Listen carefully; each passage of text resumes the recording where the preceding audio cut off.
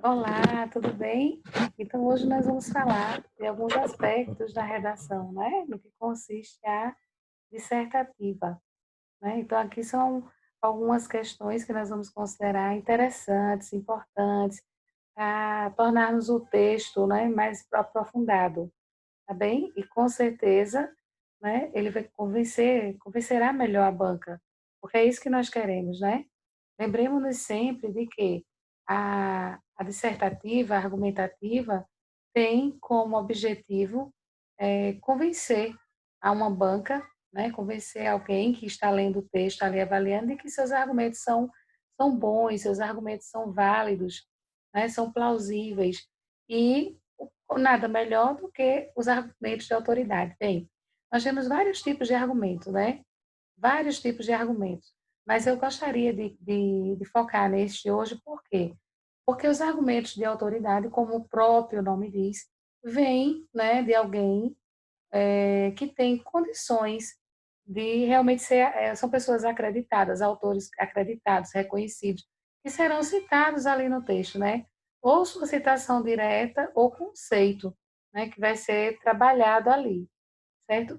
E é bem interessante a gente prestar atenção a esse aspecto, porque isso vai exigir que o aluno, né, mais uma vez, ele tem que entender que é necessário essa, esse estudo, né, essa observação de adquirir conhecimento, né, que se observe o quanto eu sei sobre determinado assunto. Claro que você, para fazer uma redação do Enem, uma redação para um vestibular, para apresentar uma banca, você não precisa saber de tudo no mundo, né?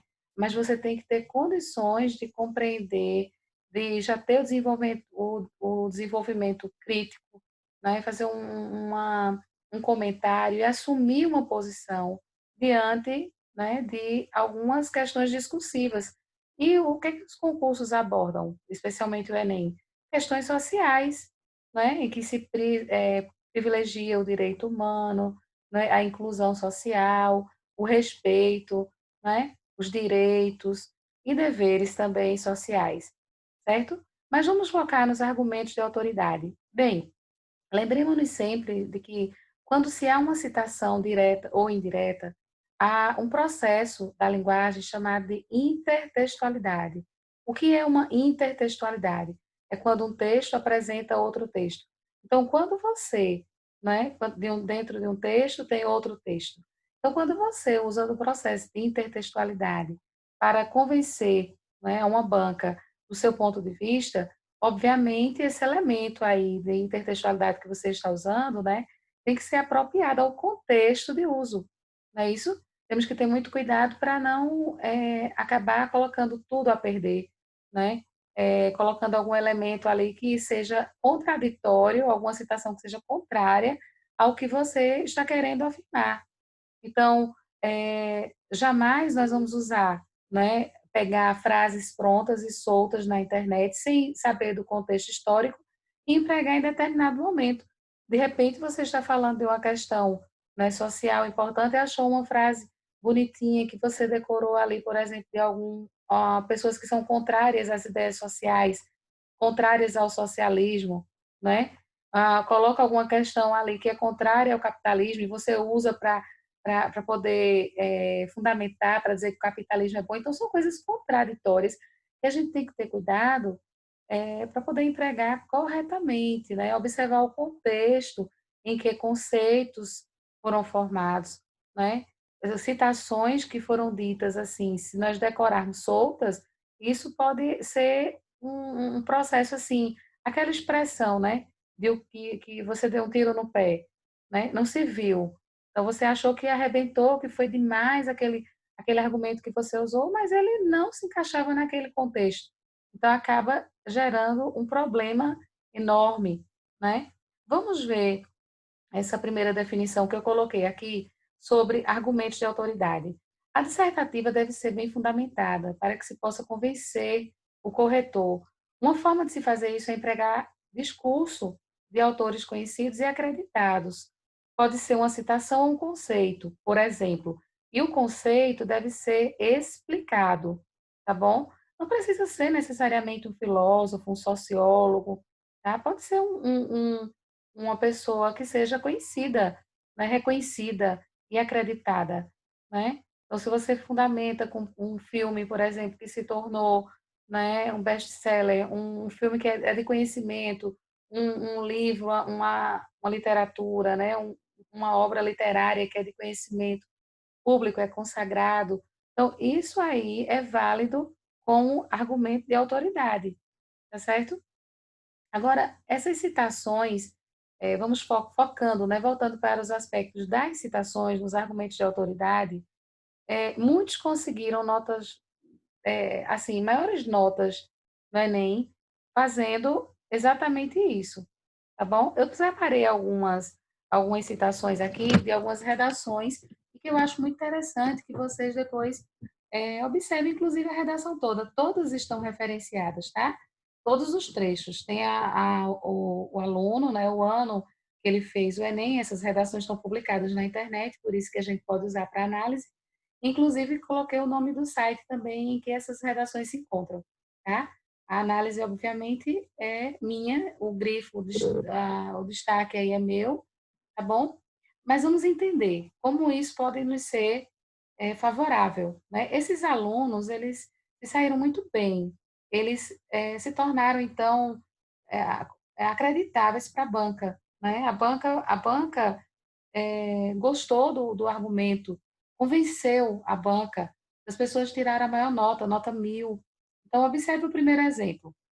No primeiro exemplo, o aluno colocou: de acordo com o filósofo Zygmunt Bauman, vive-se atualmente um período de liberdade ilusória, já que o mundo globalizado não só possibilitou novas formas de interação com o conhecimento, mas também abriu portas para a manipulação e alienação semelhantes vistas em 1984. Assim, os usuários são inconscientemente, perdão, analisados pelos sistemas e lhes é apresentado apenas o mais atrativo para o consumo pessoal. Essa temática aqui, né, falando da questão de consumismo, a temática seria relativamente isso, né? Eu não coloquei o tema da redação, seria interessante vocês entrarem lá e verificarem. Mas veja que a pessoa aqui, né, o aluno, ele citou o filósofo e ele disse, de acordo com o filósofo, então ele citou a teoria do filósofo. Ó. Vive-se atualmente um período de liberdade ilusória, tá vendo?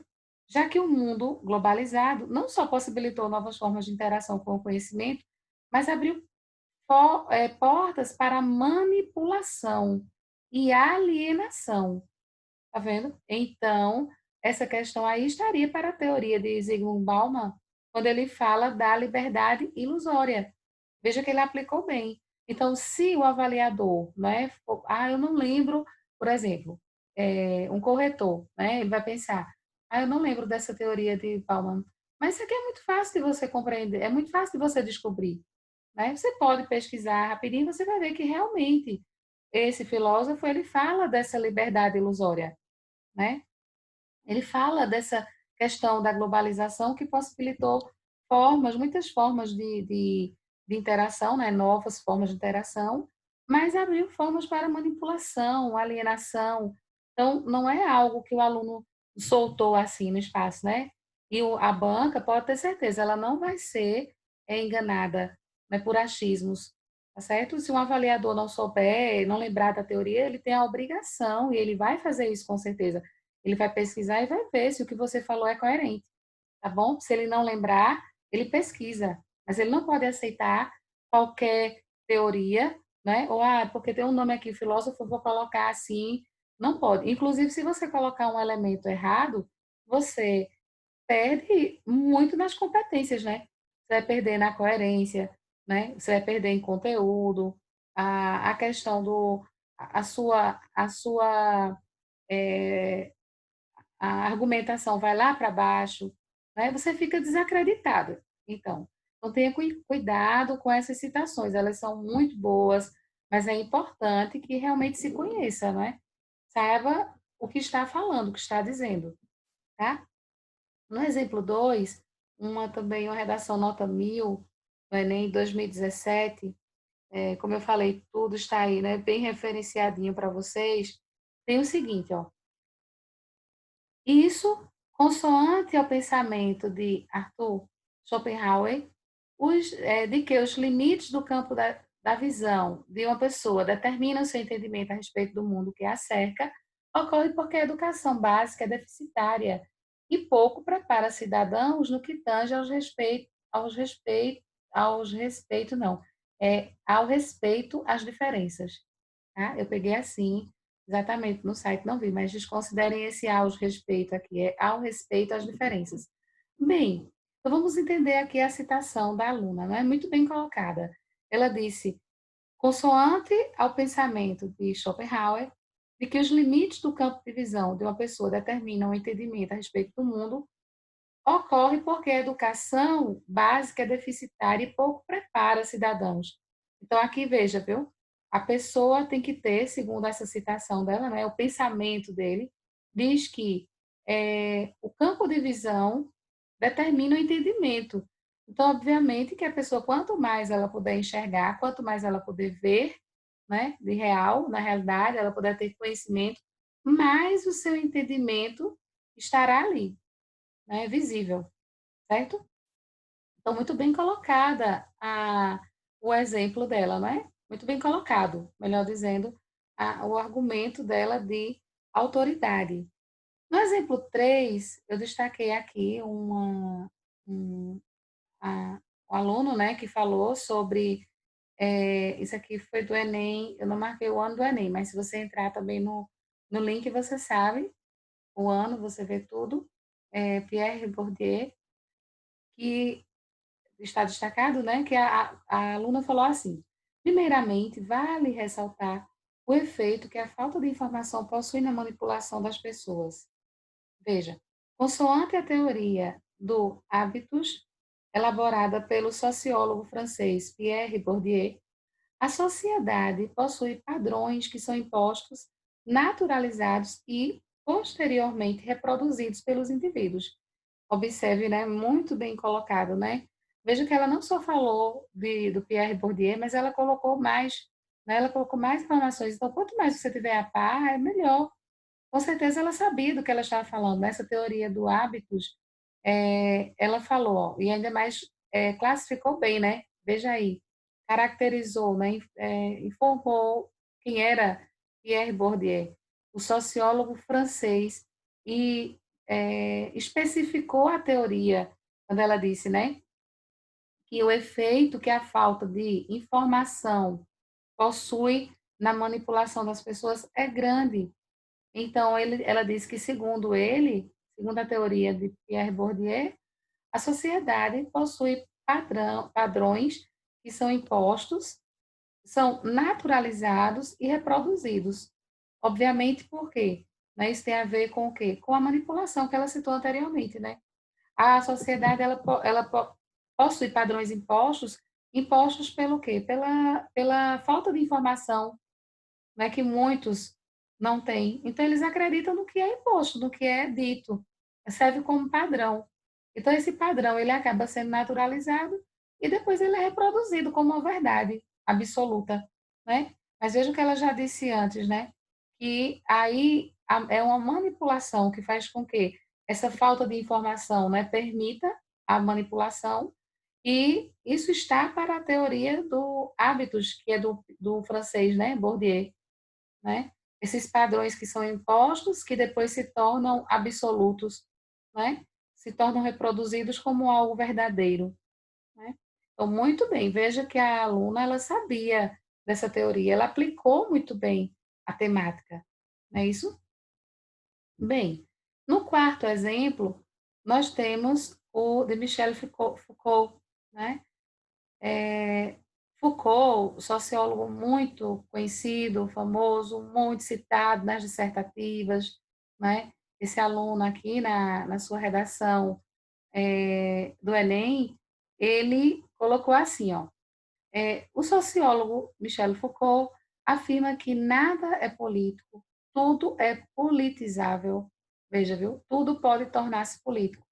A publicidade politiza o que é imprescindível ao consumidor, à medida que abarca a função apelativa associada à linguagem empregada na disseminação da imagem de um produto, persuadindo o público-alvo a adquiri-lo. Então, veja bem como esse aluno ele empregou bem a teoria, né, de Michel Foucault, né? Foucault diz que nada é político, mas ele diz, né, como se tivesse uma adversativa aí, mas tudo é politizável, né? Tudo pode tornar-se político. Então, o que é que o aluno diz depois? Que a publicidade politiza, né? Politiza o que é imprescindível ao consumidor. Tá vendo? À medida que ele abarca a função apelativa, associada à linguagem, aquela linguagem, né, que tem a persuasão, que vai prender, né, o consumidor, que vai persuadir o consumidor para que o consumidor, que é o público-alvo, possa adquirir, né? Então, ele fala da linguagem empregada na disseminação da imagem de um produto. Então, o produto pode não ser nem bom, eu posso nem precisar, né? Mas à medida que se politiza, né, que se faz, então, da publicidade, né, politiza o que é imprescindível para o consumidor, que é necessário, né, que ele tenha aquela função apelativa da linguagem associada, né, a apelativa associada à linguagem que é empregada nessa disseminação, no que se quer vender, faz com que o público adquira o produto, né, que acha que precisa, que é necessário. Então, entra aí, foi muito bem empregada aí, a, a afirmação de Foucault. Agora, vejam bem, viu? Talvez essa expressão, né? Talvez não. Com certeza, essa expressão de Foucault, que nada é político, tudo é politizável, tudo pode tornar-se político, pode ser usada em diferentes contextos, não é isso? Agora, não vamos esquecer, não podemos nos esquecer de que é necessário que se entenda o contexto, né? Então, se você pode dizer assim, mas professora, eu sou péssimo ou péssima em assuntos filosóficos, eu não tenho tantos, eu não tenho tanto hábito de leitura, eu não sei empregar bem os conceitos, eu não lembro, eu já ouvi muito isso, eu não lembro muito de citações. Veja bem, o que nós queremos aqui, mostrando a relevância desses argumentos de autoridade, não é fazer com que você decore frases prontas, tá certo? Isso seria um erro, como eu falei, um erro enorme. De repente você emprega um, uma teoria totalmente fora de propósito, né? Então, alguns teóricos da mesma época, eles dialogam entre si, né? Mas os pensamentos são dicotômicos, né? Então, são assim, teorias que algumas convergem e outras divergem. Então, você não vale decorar frases prontas, certo? Isso não é válido. E, obviamente, nós sabemos que um aluno que faz uma dissertativa argumentativa, ele tem que ter um bom nível mesmo, tá? De leitura, ele tem que, como eu falei no início, né, deste vídeo, desenvolver o pensamento crítico, não é isso? Isso envolve leituras, associações de épocas, associações contextuais, debates, né, às vezes regrados, orientados pelo professor, obviamente, que o aluno ele entenda que ele não pode chegar em uma dissertativa, né, e falar o que ele acha, achismos. Achismos não são aceitos numa dissertativa, tá? Embora o argumento ele seja justamente isso, algo que permite uma contrarresposta, mas o seu argumento para a banca tem que ser muito bom, tem que ser convincente. Por quê? De repente você argumenta algo, lembre-se que argumento não é fato, tá? Um fato é uma coisa fidedigna, aquilo ali é questionável, tá bom? Mas se eu tenho um argumento, o argumento é questionável. Eu posso dizer, concordar com alguma coisa e dizer, não, a questão da propaganda. Eu posso dizer que a propaganda ela é um elemento de persuasão injusto, um elemento injusto, porque faz com que a pessoa trabalhe muito, lute muito para querer ter algo que muitas vezes ela não possui. Sim, mas outra pessoa pode pensar, não, a propaganda quer vender o produto. O produto é bom, a pessoa vai ficar mais feliz se ela tiver o produto. Então, é outro ponto de vista, tá certo? Ela vai ser mais feliz, aquilo ali realmente vai ser bom para ela, o produto é bom. e eu posso dizer: "Não, ela não precisa daquilo", né, o produto é mais caro do que deve ser, é uma influência, é uma injustiça, como já caiu, né, a propaganda, para a criança, né, no universo infantil, como a propaganda ela pode manipular as crianças e os adolescentes, enfim.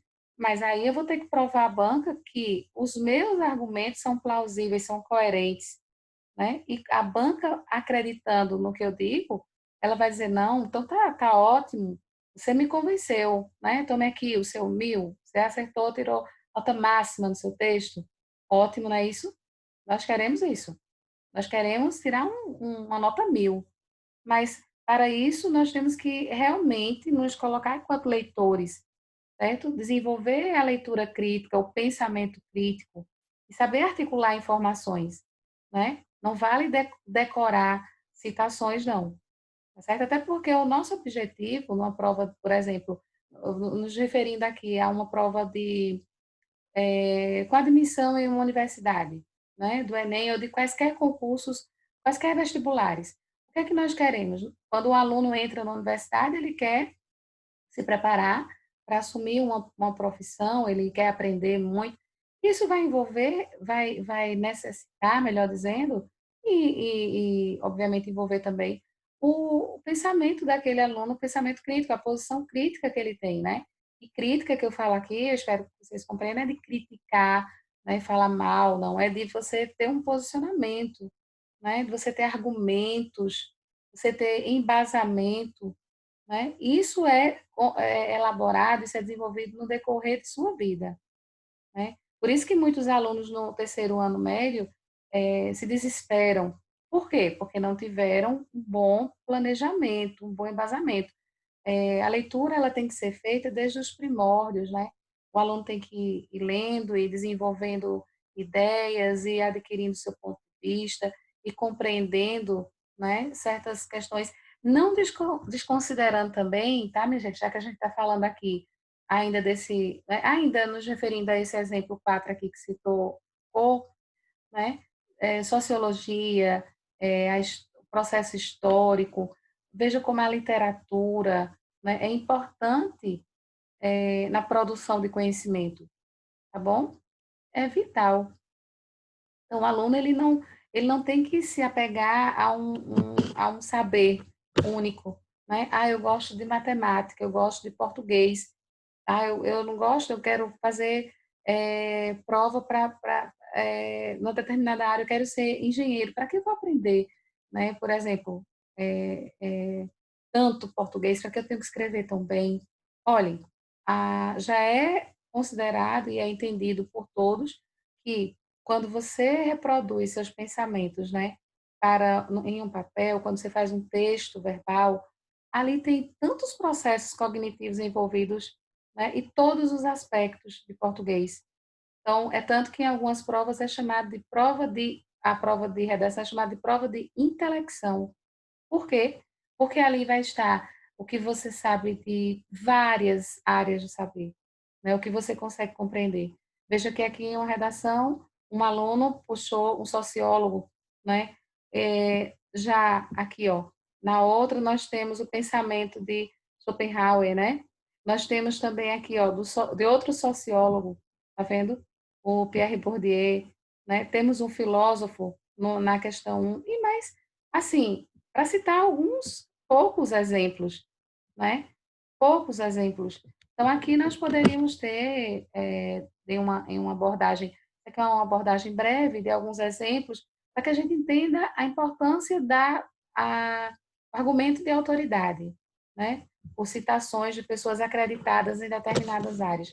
Mas, quando você escreve uma dissertativa, para fechar o nosso pensamento, ali é tanto que na proposta ela nem diz, né, com base no conhecimento adquirido ao longo de sua vida, selecione, elabore, né, argumente, porque você vai puxar várias áreas ali do saber. Aproveite suas aulas, né? Aula de história é importante, aula de geografia é importante, aula de biologia é importante, todas as disciplinas são importantes. E isso será um reflexo enorme e positivo na sua redação, né? Claro que de acordo com o tema, de acordo com a proposta que a banca pedir, você vai fazer o que a proposta do Enem diz, né? Você vai selecionar, você vai, obviamente, fazer um direcionamento para a temática que você vai discutir, né? Mas o seu repertório será ali vital para uma redação nota 1000, tá bom? Bem, aqui no exemplo 5 nós temos Marx sendo citado, né? Karl Marx. Karl Marx considera, o aluno colocou, né, este outro trecho que eu retirei da dissertativa, ele diz, Marx considera que a religião é uma forma de alienação. Nela verifica-se a fratura entre o mundo concreto, isso aqui eu tirei como estava, tá? Então, aqui, entre o mundo concreto e o mundo ideal. Entre o mundo em que o homem vive e o mundo em que ele desejaria viver. Por que razão surge este mundo ideal? Marx diz que o mundo celeste é o resultado de um protesto da criatura oprimida contra o mundo em que vive e sofre, ou seja, procura-se um refúgio no mundo divino porque o mundo em que o homem vive é desumano. Então, observe aqui, né? Esse grifo aqui não foi meu, não, é do site mesmo. Esqueci de tirar. O destaque, o sublinhado é meu, mas o grifo em negrito aqui, não, é do site, tá? Do site que está referenciado aqui abaixo do trecho. Bem, então, veja o que esse aluno falou aqui, né? Que Marx considera a religião uma forma de alienação.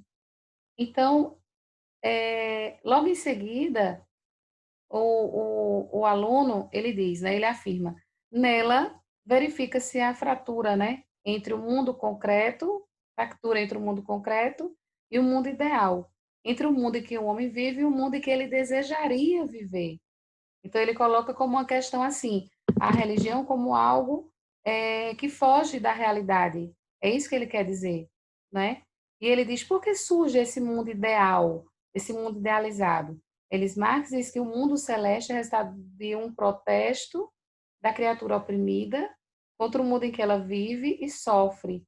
E daí ela procura um refúgio nesse outro mundo, no mundo divino, né? Porque o mundo que ela vive seria desumano. Observe, viu? No primeiro momento, nós observamos aqui claramente, né, um destaque das considerações de Marx, né, sobre a questão de religião. Esse trecho aqui deveria vir fechado anteriormente, quando diz que há uma alienação, era para estar aspas fechando ali. E depois, outras aspas aqui, quando ele fala o refúgio do mundo divino, porque isso é a teoria de Marx, tá? O refúgio do mundo divino, porque o mundo em que o homem vive é desumano. Então, observe que é necessário, né, entre tantas teorias que Marx defende, inclusive, né, do determinismo, nós observamos aqui que há um conteúdo dele, né, sobre a questão da sensação, da necessidade do homem, né, de ter uma religião. E que para ele, a definição, a religião é isso, né? Então, veja bem, esse é um trecho que foi retirado também, né, como argumentos para que a gente possa pensar em como considerar um elemento de autoridade em um determinado contexto, né? Mas volto a ressaltar, né, que é interessante que você perceba em que momento o autor produziu aquela teoria, tá bom? Em que momento ele produziu aquela teoria e se aquela teoria se encaixa de fato ao que você quer defender, ao que você defende, né? Neste caso aqui dessa proposta, talvez a temática seja a religião, né? Lembre-se de que há algumas temáticas que são, a gente tem que ter muito cuidado com o que fala e com os elementos que nós vamos usar. Aqui o aluno puxou logo, né, a teoria de Marx, por quê? Questões que envolvem muita subjetividade exigem até um maior conhecimento de mundo e de leituras suas. Por quê? Porque a questão subjetiva, obviamente, né, toda afirmação, toda dissertativa argumentativa, ela tem a subjetividade, porque ela tem seu argumento, né? Isso é o que difere, inclusive, a dissertativa argumentativa da dissertativa expositiva. Porque a expositiva você vai expor, melhor dizendo, perdão, você vai expor, né? Você vai expor fatos, você vai expor talvez estatísticas, a função é expor. A argumentativa, a dissertativa argumentativa, você vai colocar seu ponto de vista. Então, muitas vezes você vai afirmar, né? Você vai afirmar algo, mas você vai afirmar algo de acordo com o pensamento, né, de alguém. Então, alguém, nesse caso, né, da autoridade, do argumento por autoridade, alguém falou algo relacionado ao conteúdo que você pode empregar, né? Neste caso, do argumento de autoridade, tá? Porque nós vamos ver outros tipos de argumento, nós vamos relembrar nas nossas aulas, tá? Mas o argumento de autoridade, ele vai lhe dar essa, essa condição de dizer, olha, eu penso assim, tá vendo? E como eu penso, fulano pensa também. Veja que segundo ele, consoante ele, né? As ideias dele, ele afirmou isso e isso, tá certo? Porque dessa forma você vai convencer a banca de que seu argumento é bom, tá bom? Mas não deixe de verificar o contexto em que aquela teoria, aquele pensamento foi escrito. E aí eu termino esse vídeo com uma citação de Thomas Edison, que ele disse assim, ó, na qual ele disse assim: muitos dos fracassos da vida são de pessoas que não perceberam o quão perto elas estavam do sucesso quando desistiram. Pense bem, tá? Olha, a pessoa estava perto, né, de conseguir tudo o que queria, de tirar aquele 10, aquela nota 1000, vamos dizer assim, no Enem. E aí ela disse, não, estou cansada, né, estou escrevendo demais. Ah, eu tirei uma nota baixa, então eu não sou capaz. Então, não queremos isso, né? Envolve esforço, envolve empenho. E quero aproveitar aqui para dar os parabéns, né, aos alunos da Isolada de Português. Tem progredido bastante, né, tem mostrado um desenvolvimento excelente, mas nós sabemos que isso não veio assim do nada, isso é fruto de trabalho, de esforços, né, de produção, de escrita, de reescrita, de orientação, e vocês estão de parabéns, tá bom? Porque, de fato, né, o conhecimento, ele pode ser orientado, né, ele é moldado, então, para que se torne excelente, para que a gente consiga a excelência, né? Então, vocês estão de parabéns por esse esforço, por esse empenho que vem fazendo. E eu espero que esta aula, em breve, essas questões básicas aqui, que nós já obviamente, já trabalhamos, recentemente fizemos, né, assim, algumas temáticas que exigiram conhecimento até de teorias, e o objetivo é que vocês continuem, certo?